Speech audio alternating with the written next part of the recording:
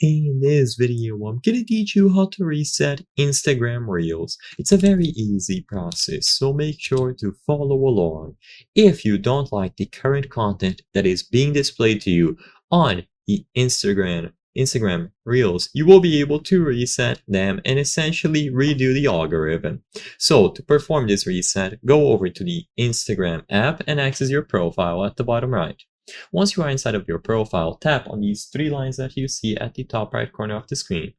Immediately upon tapping on these three lines, you will be able to scroll down until you find the option related to content. So as you see under this category here, you will find content preferences.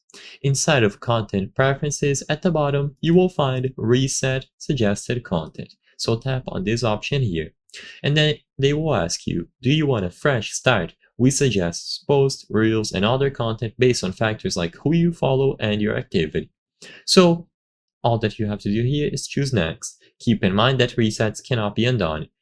And as long as you tap this option here at the bottom, they will ask you to review some things. So they will ask you to review who you follow and your ad topics. On this Instagram account, I don't follow anyone, so they are not showing me any profiles. But if you have a lot of followers and you follow a lot of accounts, they will ask you to take a look at those as well. Unfollowing them can help improve the algorithm for your Instagram Reels. So once you choose reset suggested content and then you confirm it, the Instagram Reels will be reset according to your preferences here. So all that you have to do is go over to settings and activity, scroll down until you find content preferences, and then perform the reset from this option. Just tap next and confirm that you want to do this. This is not reversible, keep that in mind.